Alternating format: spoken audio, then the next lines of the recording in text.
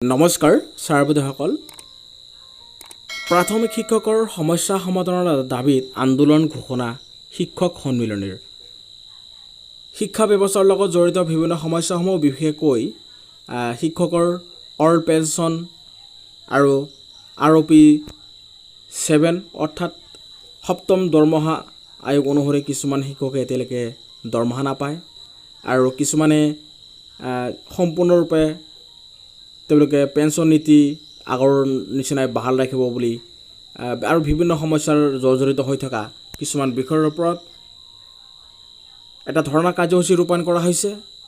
অলপতে হৈ যোৱা অৰ্থাৎ 5 ছেপ্টেম্বৰত শিক্ষক সন্মিলনীয়ে যিটো আন্দোলন ঘোষণা কৰিছিল তেওঁলোকৰ স্মাৰকপত্ৰত যি দাবীসমূহ উত্থাপন কৰা হৈছিল এই দাবীসমূহ চেণ্ট্ৰেললৈ পঠোৱা হৈছে আৰু এই দাবীসমূহৰ প্ৰতি চৰকাৰে এক মাহী আইৰ দৰে চোৱা দেখাবলৈ শিক্ষক সন্মিলনীৰ সভাপতি দাবী কৰে।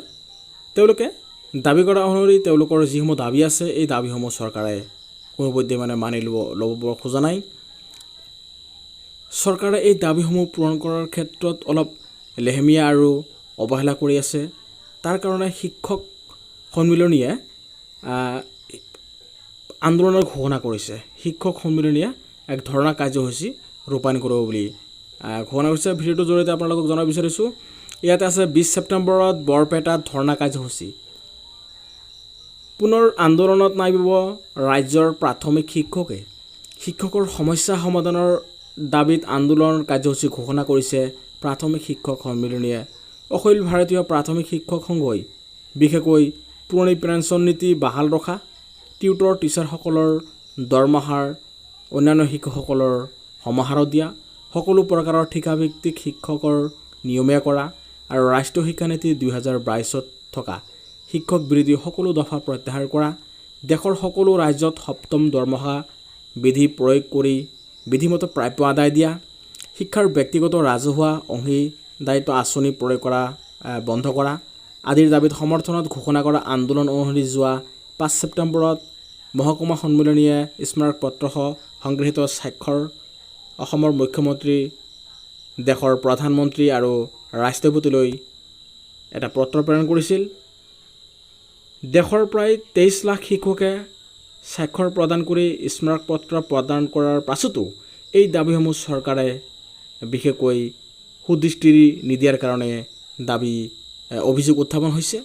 সেয়েহে অখিল ভাৰতীয় প্ৰাথমিক শিক্ষক সংঘই 2022 চনৰ 15 ছেপ্টেম্বৰৰ পৰা 20 ছেপ্টেম্বৰলৈ দেশৰ সকলো জিলা প্ৰাথমিক শিক্ষা বিষয় বিশেষকৈ যিসমূহ BO অফিচ আছে এই BO অফিচৰ সন্মুখত ধৰ্ণা কাৰ্যসূচী বা আন্দোলন কৰাৰ ঘোষণা কৰিছে।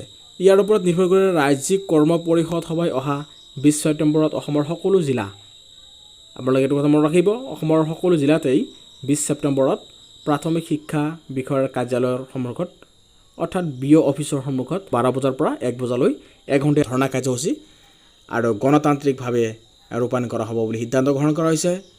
লগতে বৰপেটা জিলাতো দিনৰ 12 বজাৰ পৰা 1 বজালৈ এই ধৰ্ণা কাৰ্যসূচী চলিব আৰু সেইদিনা অসমৰ সকলো জিলাসমূহতেই চলিব এই ধৰ্ণা কাৰ্যসূচী। ইয়াৰ পাছতো যদি চৰকাৰে সমস্যাসমূহ সমাধানৰ কাৰ্যকৰীৰ ব্যৱস্থা গ্ৰহণ নকৰে তেন্তে পৰৱৰ্তী সময়ত 15 নৱেম্বৰত বিশেষকৈ কাহালিপাৰাৰ শিক্ষা সঞ্চালকৰ কাৰ্যালয় ঘেৰাও কৰা হ'ব। গতিকে এনেকৈ যিসমূহ পদক্ষেপ লৈছে এইটো এটা পজিটিভ পদক্ষেপ। ভিডিঅ'টো ভাল লাগিলে এটা লাইক দিব আৰু চেনেলটো ছাবস্ক্ৰাইব কৰি ল'ব। ধন্যবাদ।